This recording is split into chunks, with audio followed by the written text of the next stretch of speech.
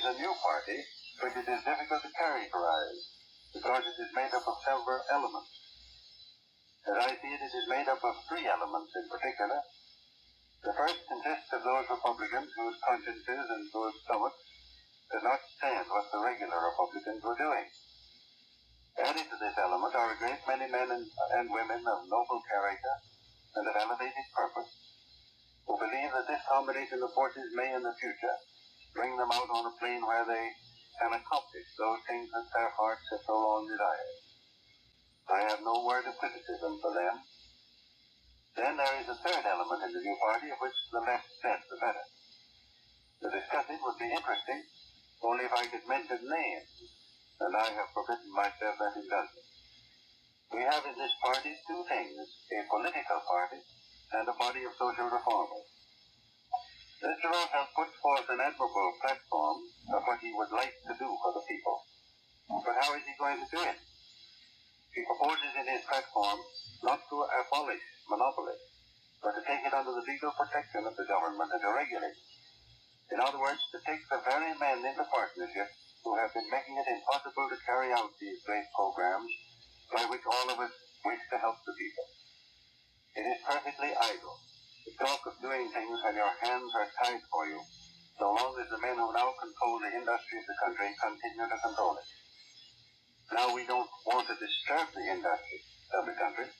We are not here to destroy the industry which these men have built up, but we are here to destroy the control over the industry of other people which these men have established, and which makes it impossible that we should give ourselves a free hand in the service of the people. There are two programs. The Democratic program is this: to see to it that competition is so regulated that the big fellow cannot put the little fellow out of business. For he has been putting the little fellow out of business for the last half generation. The program of the third party is to take these big fellows that have been putting the little fellow out of business and regulate them, saying that is all right, you have put the other fellows out of business, but we are not going to put the little fellows back where you destroy them. We are going to adopt you and say, run the business of the country, but run it in the way we tell you to run it.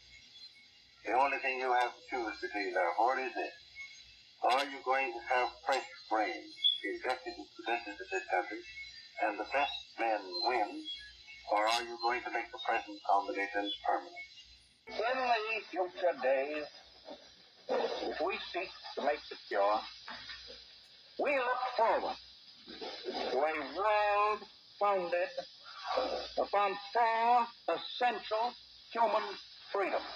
The first is freedom of speech and expression everywhere in the world. The second is freedom of every person to worship God in his own way everywhere in the world. The third is freedom from want, which translated into world terms means economic understandings which will secure to every nation a healthy, peacetime life for its inhabitants everywhere in the world. The fourth is freedom from fear, which translated into world terms means a worldwide reduction of armament to such a point and in such a thorough fashion that no nation will be in a position to commit an act of physical aggression against any neighbor anywhere in the world. Oh, it's the general on there. I'll put it on, yes, sir. Ready? Hello? General, how are you? Oh, fine. General, I just wanted to bring you up to date on this matter because I know of your concern about it. We got, Friday night, got a message from Khrushchev, which said that he would withdraw these missiles and technicians and so on, providing we could not plan to invade Cuba. We then got a message, that public one, the next morning, in which he said he would do that if we withdrew our missiles from Turkey. We then, as you know, issued a statement that we couldn't get into that deal. So we then got this message this morning. So we now have to wait to see how it unfolds, and there's a good deal of complexities to it. If the withdrawal of these missiles, technicians, and the cessation of subversive activity by them, well, we just have to set up satisfactory procedures to determine whether these actions will be carried out. So I would think that if we can do that, we'll find our interests advanced, even though it may be only one more chapter in a rather long story as far as Cuba's concerned. Of course, but Mr. President, does he put any conditions in whatsoever? No, except that we're not going to invade Cuba. Yeah. That's the only one we've got now. But we don't plan to invade Cuba under these conditions anyway. No. So if we can get them out, we're better off by far. That's correct. I quite agree.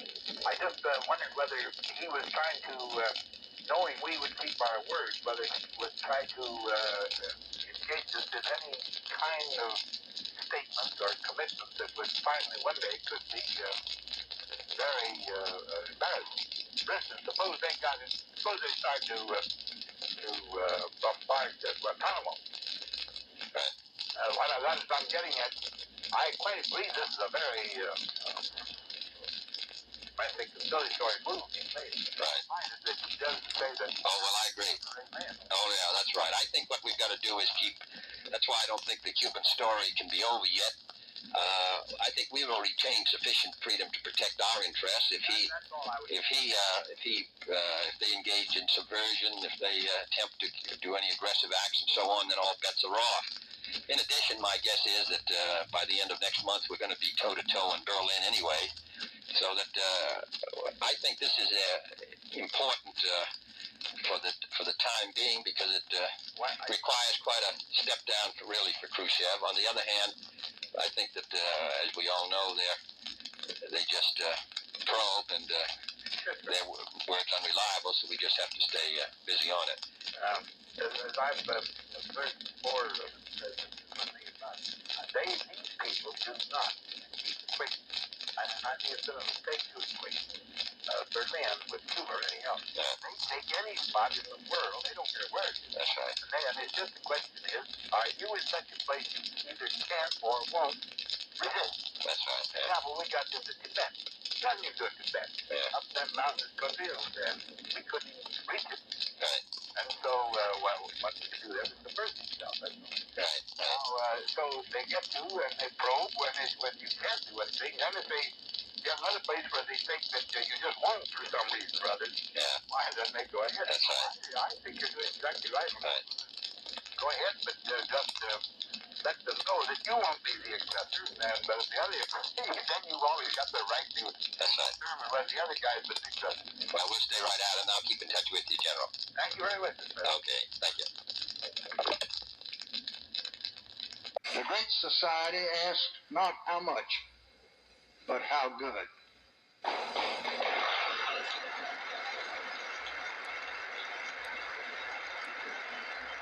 Not only how to create wealth, but how to use it. Not only how fast we're going, but where we're headed. It proposes as the first test for a nation the quality of its people. This kind of society will not flower spontaneously from swelling riches and surging power. It will not be the gift of government or the creation of presidents.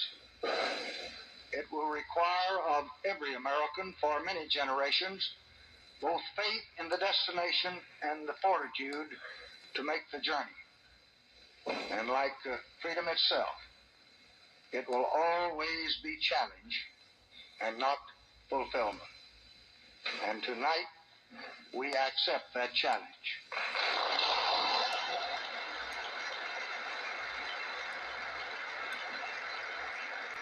I propose that we begin a program in education to ensure every American child the fullest development of his mind and skills.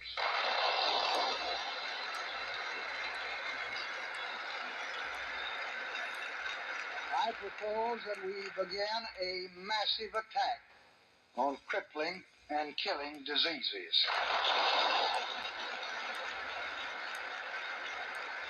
I propose that we launch a national effort to make the American city a better and a more stimulating place to live.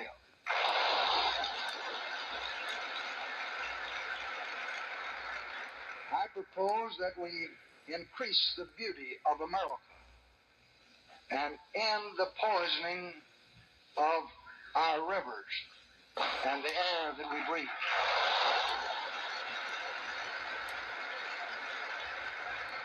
I propose that we carry out a new program to develop regions of our country that are now suffering from distress and depression. I propose that we make new efforts to control and prevent crime and delinquency.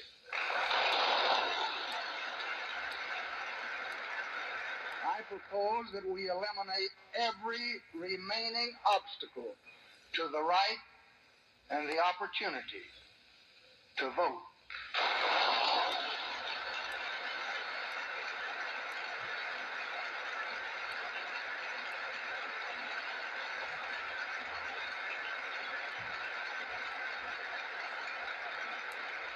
I propose that we honor and support the achievements of thought and the creations of art.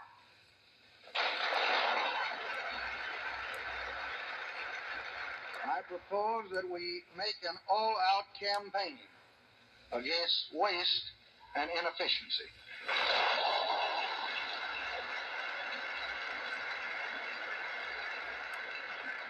Our basic task is threefold. First, to keep our economy growing. To open for all Americans the opportunity that is now enjoyed by most Americans. And to improve the quality of life for all. In the next 6 weeks, I will submit special messages with detailed proposals for national action in each of these areas. We have unlocked the doors that for a quarter of a century stood between the United States and the People's Republic of China. We must now ensure that the 1/4 of the world's people who live in the People's Republic of China will be and remain not our enemies, but our friends. It breaks my heart to see people with their own dreams for themselves and their children shattered. And I'm going to do all I can to turn it around. But I need your help. Our once great cities have become unlivable, unsanitary nightmares, surrendered to the homeless, the drug addicted, and the violent and dangerously deranged. We're making many suffer for the whims of a deeply unwell few, and they are unwell indeed. The homeless have no right to turn every park and sidewalk into a place for them to squat and do drugs.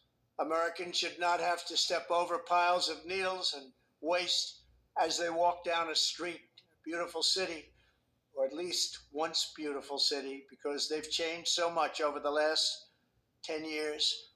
Our first consideration should be the rights and safety of the hardworking, law-abiding citizens who make our society function. When I'm back in the White House, we will use every tool, lever, and authority to get the homeless off our streets. We want to take care of them, but they have to be off our streets. There is nothing compassionate about letting these individuals live in filth and squalor rather than getting them the help that they need. We need professionals to help them. For a small fraction of what we spend upon Ukraine, we could take care of every homeless veteran in America. Our veterans are being treated horribly. Likewise, with all of the money we will save by ending mass unskilled migration, we will have a huge dividend to address this crisis in our own country. Under my strategy, working with states, we will ban urban camping wherever possible. Violators of these bans will be arrested, but they will be given the option to accept treatment and services if they're willing to be rehabilitated. Many of them don't want that. We'll give them the option. We will then open up large parcels of inexpensive land, bring in doctors, psychiatrists, social workers, and drug rehab specialists, and create tent cities where the homeless can be relocated and their problems identified. But we'll open up our cities again, make them livable and make them beautiful. For those who are just temporarily down on their luck, we will work to help them quickly reintegrate into a normal life. For those who have addictions, substance abuse, and common mental health problems, we will get them into treatment. And for those who are severely mentally ill and deeply disturbed, we will bring them back to mental institutions where they belong, with the goal of reintegrating them back into society once they are well enough to manage. It's a tough task, a very tough task. What's taken place on the streets, what's taken place with their taking so much drugs. But the fact is, we're going to try. This strategy will be far better and also far less expensive than spending vast sums of taxpayer money to house the homeless in luxury hotels without addressing their underlying issues, and they have so many of these underlying issues and needs. This is how I will end the scourge of homelessness and make our cities clean and safe and beautiful once again. We will do it. We will bring back America. Thank you. We have predators on our streets. How can he really be a progressive and want to lock these people up? And I'd say lock the SOBs up. Increase the penalties. Increase them. I would put the son of a gun in jail. Put them to death. I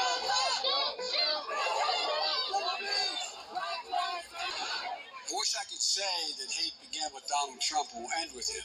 It didn't. Employed by a Minneapolis police officer, Joe Biden pledged his support for meaningful steps. I called on the Congress to act this month on measures that will be the first step in this direction, starting with real police reform. It doesn't matter whether or not they're the victims of society. The end result is they're about to knock my mother on the head with a lead pipe, shoot my sister, beat up my wife, take on my sons. So I want to ask, what made them do this? They must be taken off the street. They're getting beat up. The president might also want to open the U.S. Constitution once in a while. If he did, he'd find a thing called the First Amendment. There's a thing called the First Amendment, which is read in a way that I think is a little excessive. They literally have not been socialized. They are in jail.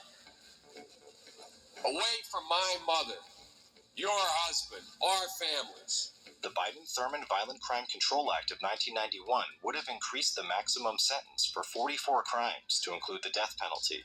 A wag in the newspaper recently wrote, Biden has made it a death penalty offense for everything but jaywalking. When I wrote the original bill that started this whole process, the so-called Biden crime bill, I didn't call a liberal confab and write it. I didn't call any big society people and write it. I called the cops. A Democratic president wants 100,000 cops. A Democratic president wants to build 125,000 new prison cells. That's the secret. That somehow the Republicans tried to make the crime bill tougher. I say, poppycock. They didn't make anything tougher. I wrote that bill that this midnight basketball isn't getting them together a bunch of jive folks who are black, white, and Hispanic who live in their city to do, try to see if they can be Michael Jordan. When they found out, they were keeping schools open.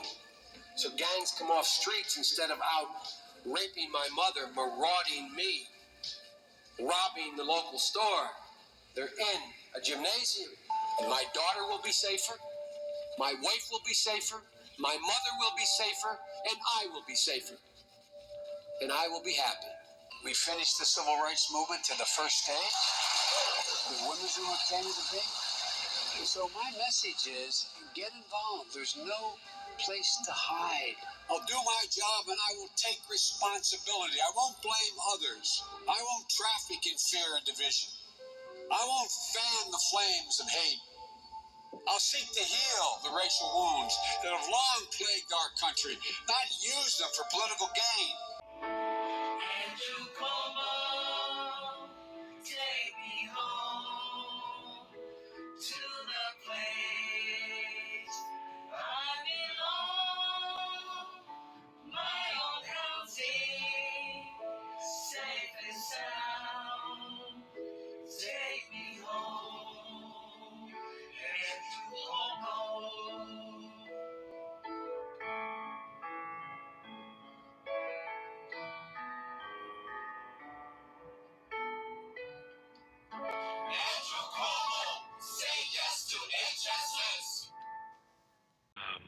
Flores?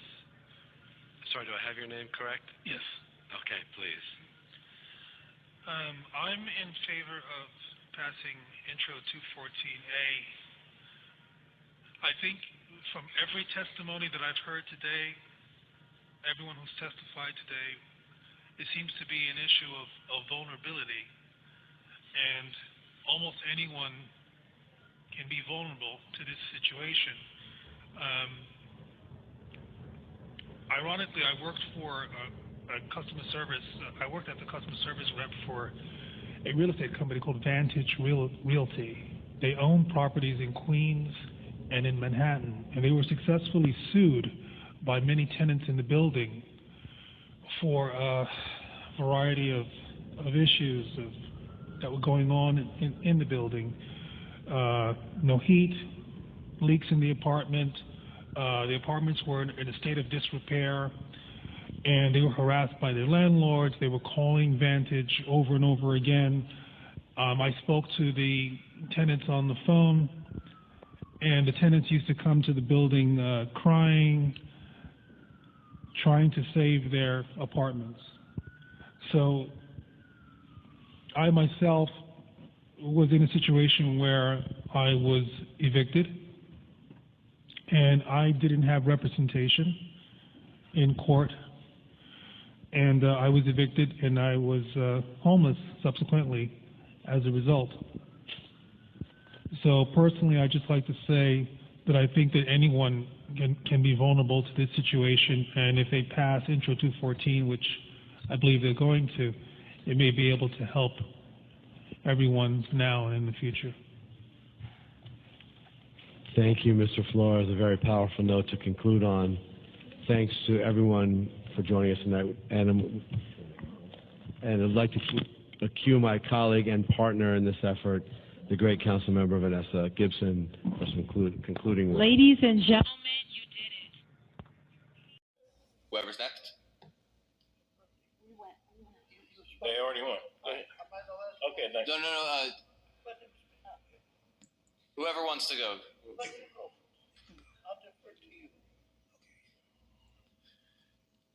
Ms. Rothier just left. Ms. Rothier said in a recent interview that one of the primary reasons for homelessness among single males from a rehabilitation facility, a prison, or a mental hospital is because hospital workers or city case workers don't discharge former hospitalized or inmates without a safe discharge plan, and as a result, many people become homeless. I hope that sounded clear. Well, that's what happened to me. I was literally thrown into the street. I was evicted and thrown into the street with nowhere to go. I went to the Coalition for the Homeless for help, and I was told, we can't help you because you have an unemployment check and you get too much money from the state. We can't do anything for you. After that, I went to 30th Street.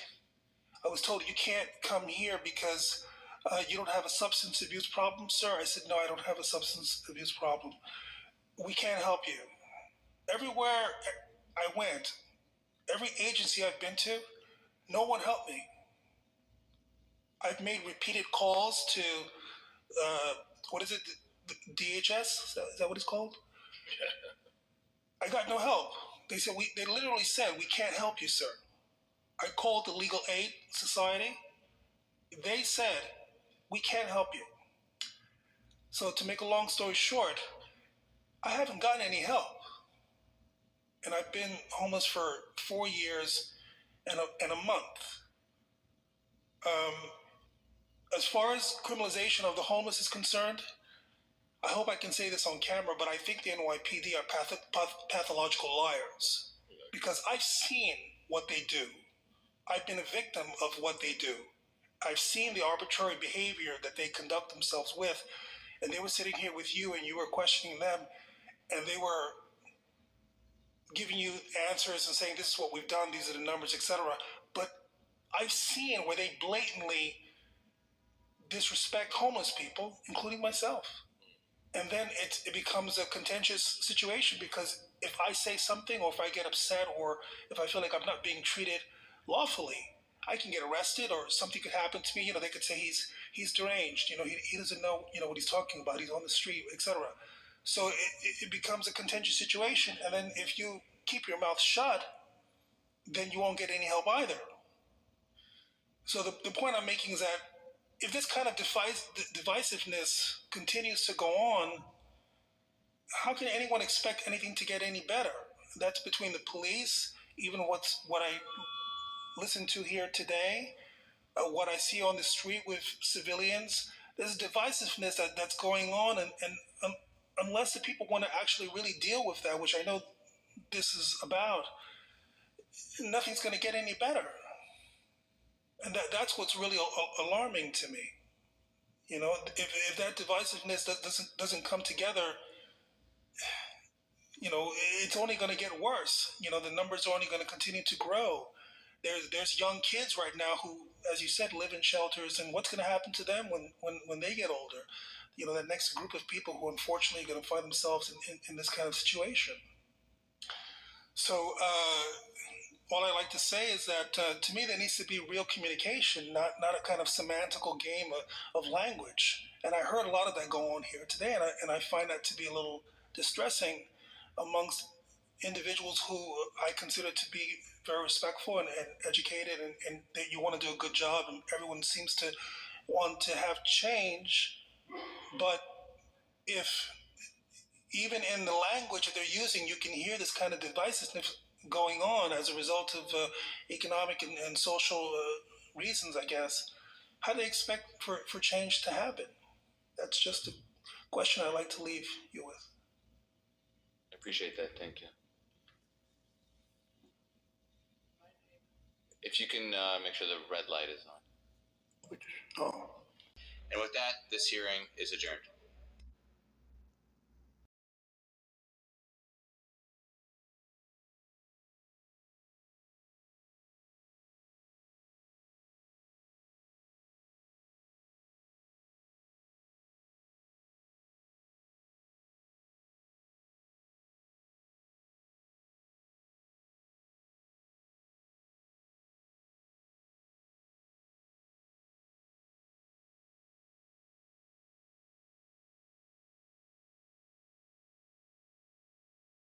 From Kingston Tenants Union here? I don't believe so. So now we have several different individuals. Call them one at a time. First, Richard Flores. Are you here? Oh, come on down. You're gonna. It's not a game show, but we're waiting for you. There's no. Well, yeah, that doesn't. Maybe a better price at the end.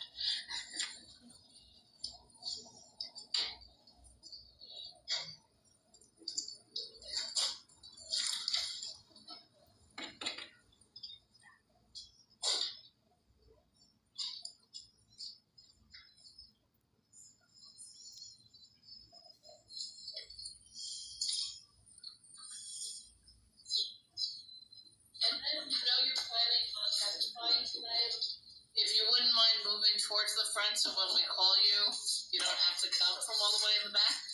Thank you. Yeah, so just as Mr. Flores is settling in, the next person is, I'm sorry if I don't get your name pronounced correctly, Zoran Kwame Memdani, and then Boris Santos, and is Karim Walker here. If you are the final individual. You get 3 minutes, but we don't need. So begin when Mr. Flores. Good afternoon. My name is Richard William Flores. I'm 54 years of age. I'll make this very brief. I'm originally a resident of Queens Village, New York. I've been homeless twice in 13 years. First in 2009, from 2015 until now. I've sought assistance from several agencies in New York that are supposed to help individuals who are looking for or assistance for a place to live, including a DHS, Coalition for the Homeless. And I was denied because I received Social Security disability insurance. And before that, I was denied assistance because I received unemployment insurance. I was simply told that I received too much money from the state. And to my understanding, they were supposed to provide some sort of assistance other than sending me to a city shelter. I'd like to stray away from this for a moment and just pose a question to you, and which you've probably dealt with before. I think there are probably many individuals like me who unfortunately didn't know how the law works in reference to how someone can become evicted and what you can do to stop from being evicted. In the times that I was evicted, I didn't have legal counsel. So when I went to court, I naively did whatever the judge told me to do, which was if you can't pay, you have to vacate the premises. None will give you a length of stay, or will look at your situation, or what they do with people who sign a lease. And I apologize if I sound naive, but I actually was that naive. So what I'm asking here is I would implore you to build more affordable housing units in New York City, and more affordable housing units are needed to help the state's most vulnerable populations, and requires a continued investment in services to function as needed. I think if there's a real problem with agency in our country, throwing people out into the street is not a solution in New York or anywhere in our country. And affordable housing is but one of the necessities of life that's needed to be addressed in America. I think the other thing that needs to be addressed is equality, whether it's education or whether it's your place of employment. And those two factors often lead to individuals becoming homeless. I don't have the knowledge to speak to you in terms of dollars and cents.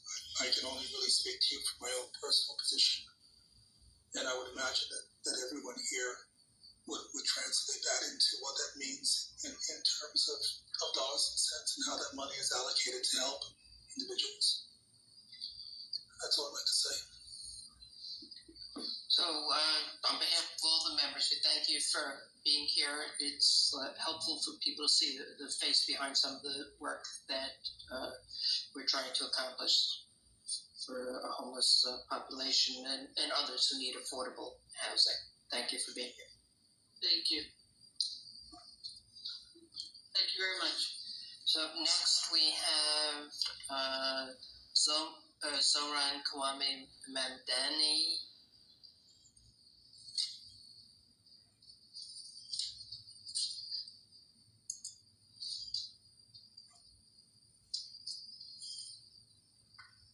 I have a couple questions, but I'm going to wait until the panel finishes first and then go ahead. Richard, you may begin when ready.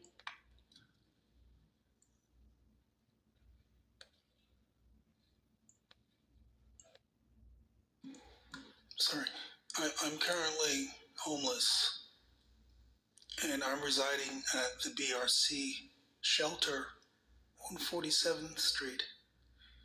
I've been a resident there since October 21st of 2021. Before I became a resident there, the volunteers used to come to speak to me on the subway. I didn't know about the BRC. I didn't know about the Manhattan Consortium. I didn't know that these agencies existed. I went to the drop-in centers to try to receive help against my will because I became homeless because a family court judge committed perjury. They literally lied in court. And that lie became me being homeless.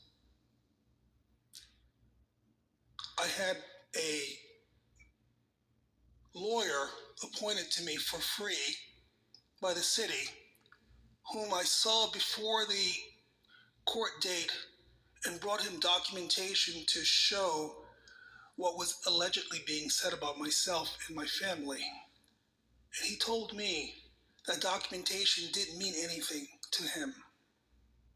He told me that I had to find a job in a month, and if I didn't find a job in a month, I would be homeless. And this is documentation that I had from the hospital, being hospitalized several times, documentation showing what had happened in the home, documentation showing what had happened with the police. And he literally told me that it didn't matter. He said, if you don't do this, you're going to become homeless. And so I became homeless. When the volunteers saw me in the street, I became aware of the fact that they weren't just looking at me as being a statistic. They were looking at me as someone whom would become a victim to the legislation in this country. And I said to myself, wow, what am I supposed to do now? I went to court, I had a lawyer, perjury was committed in court, and now I'm a homeless person. I've worked in the financial industry in this city. I've worked for Chase Bank, I've worked for Toronto Dominion, I've worked for many, many banks. I know it's kind of long. And what I'm trying to surmise is what I think is not being addressed here by the mayor's policies is that how could he dare treat an American citizen like that? How could legislation be passed like that? It's a question that I think about every single day. Now, you talked about services. You talked about people being taken away from the streets. Everyone's talked about the work that they've done here for people, the work that they do every day. What's amazingly dismaying to me is that the BRC is a phony agency. They abuse people there. They routinely use racist comments, discriminatory practices. I emailed the mayor. They called me back. I emailed the governor. They sent 2 detectives to the BRC shelter who gave a false interview with me about my complaints about what had gone on there. And the detectives called me back and said, sir, we don't have any evidence of the allegations that you made. And I said to them, sir, if what I'm saying didn't happen, why would I text you? Now, this is being done under the banner of mental illness, schizophrenia, paranoia. And to be perfectly honest with you, it's a trick. And it's something that's being done on purpose to incarcerate people, to make people sick and kill people. The mayor and the governor are well aware of this issue. And I guess lastly, what I'd like to say is the mayor and the governor have to be held accountable for the fact that they too are committing perjury. And they're spreading lies, they're spreading racism, they're spreading discrimination under the banner of the law. And this legislation has to be changed.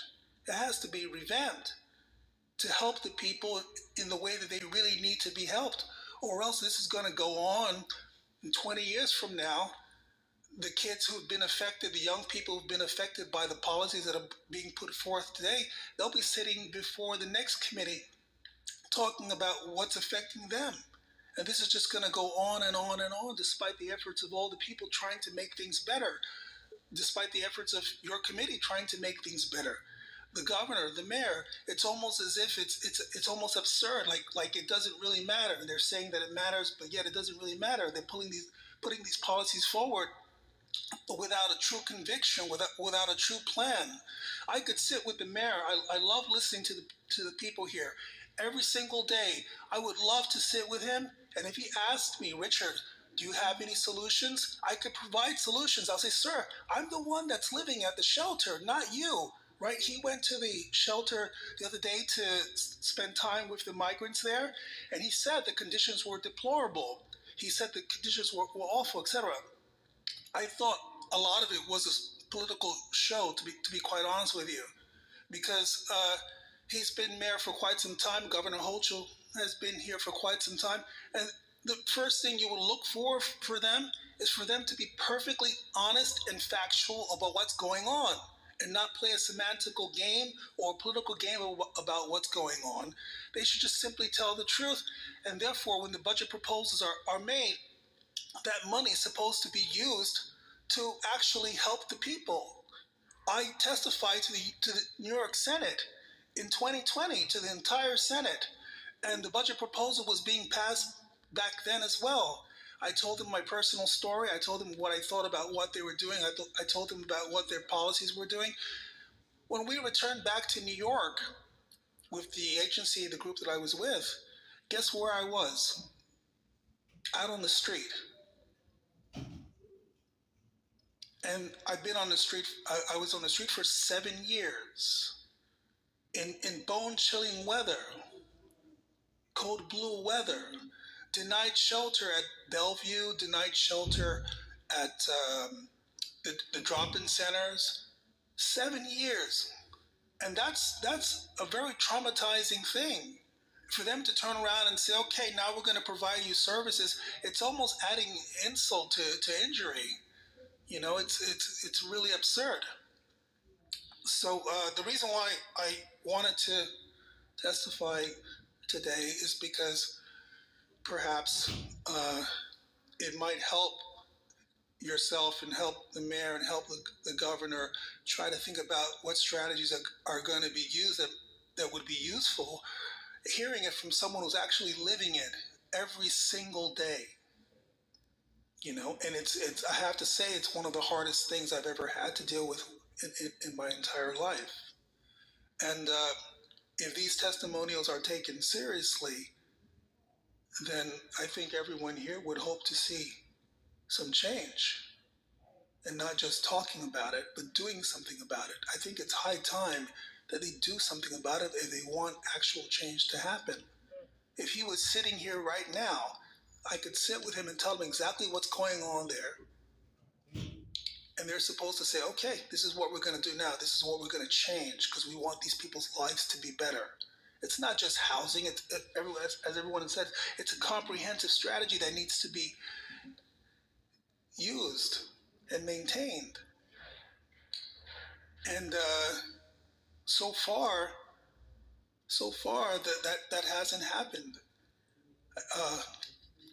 I would love to be able to speak to the mayor and speak to the governor in person and have the kind of conversation that we're having right now. That's it.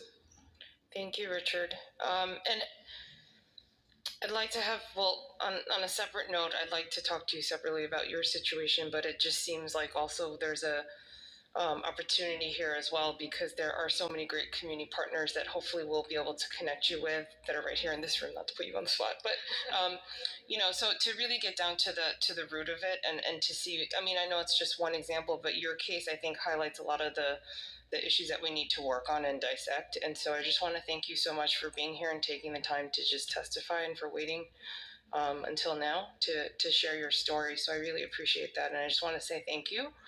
And then just to the other folks who are on the panel, something that you had brought up, Jason, was, and this is a question for anyone actually, But one of the feedbacks that we would hear all the time from Thrive, the previous version, was the mental health first aid training was one of the things that did seem to work well.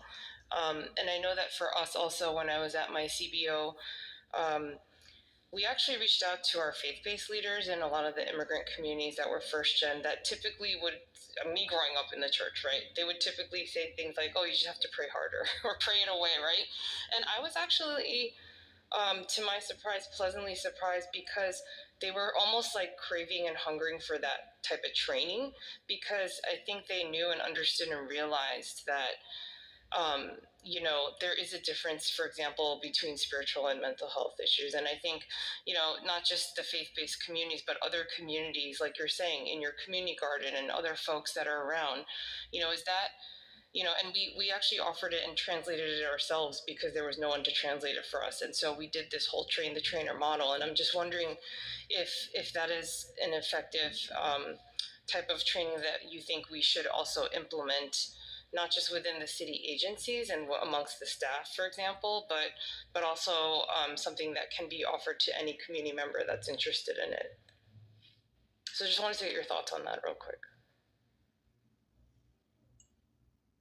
We're now going to call up Richard Flores, please.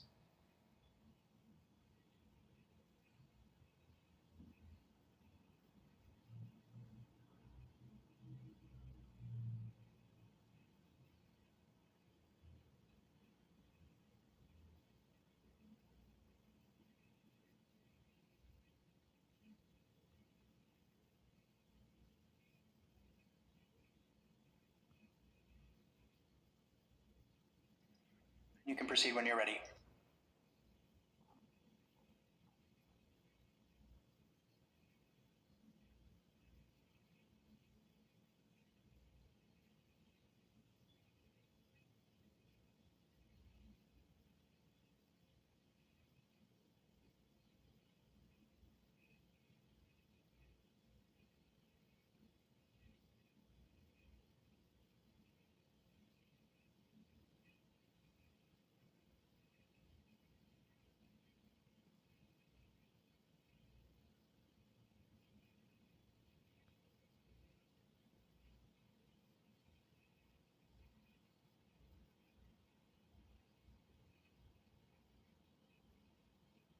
Hi. You ready? Yeah. I read on the website that they were covering providing vision testing and eyeglasses to low-income individuals for residents whose annual gross income is within 250% of the federal poverty level. Is that correct? That's correct.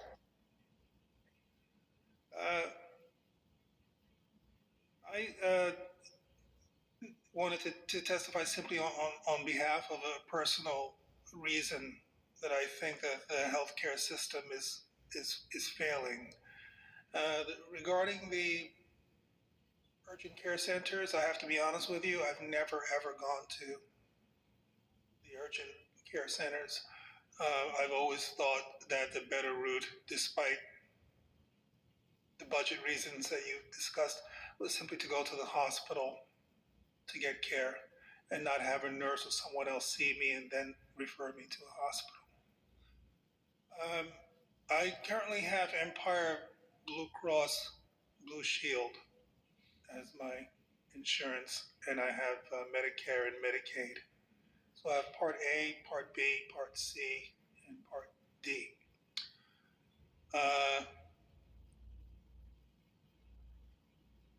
I went to the eye and ear infirmary last Monday simply to get a test for my vision. I'd like to be really blunt here, and hopefully you can use this data for what it will be used for later. Councilmember Barron made a few remarks about discrimination and racism in the system and how that's impacting upon the system. The ophthalmologist I saw was this gentleman, Dr. Aaron C. Brown, at the Eye and Ear Infirmary, and he conducted the examination. What I'd like like to say for the record here was that he did a very, very poor job of examining my eyes in the room. He didn't tell the truth about any pre-existing conditions that I have. If you want to make a statement just about in general about the healthcare, but if you're talking about a specific doctor or individual, we can't entertain that here. Right. Well, I thought it would work in conjunction with making the testimony. What I've seen, what my personal experience has been, is that there seems to be an endemic corruption in the healthcare system, and I'm sure I'm not the only person that's experiencing it. That's even with the COVID-19 health crisis and other pre-existing conditions that people have. And I think that what that's doing is that's making the system work harder and spend more money, and more individuals are sick and more people are ill, as everyone knows, as a result of the fact that the system seems to be not working correctly. The budget proposals that you people make and the policy decisions that you make, understandably, I don't know its full complexity. You know a lot more than I do. But I thought simply using my experience, you could use that for your data and all the other individuals that are impacted. And I just wanted to use that example of that. I find it just really kind of strange, to be honest with you, as a civilian, as a citizen of the city, that the committee understands and has knowledge that this kind of thing is occurring. And my question to you, I'll stop here, is what are you prepared to do about it? If you can do something about it. This is a hearing for you to just give your thoughts on, not to. We have a process here in the city council. You should contact your local council member, whoever that is, to talk to them specifically about going through that with them. And we appreciate you bringing us the testimony just about the particular place that you were at, and so we'll take that in. We just can't, talking about individual doctors or individuals in general is not appropriate for this forum. But we'll take in what you said, and I encourage you to talk to your local council member who can go through the process with you. Okay, thank you. Thank you. Thank you to this panel. At this time, if there is anyone left in the room who would like to testify but has not done so yet, please fill out an appearance card and give it to the Sergeant at Arms. Seeing none, we are now going to move to virtual testimony.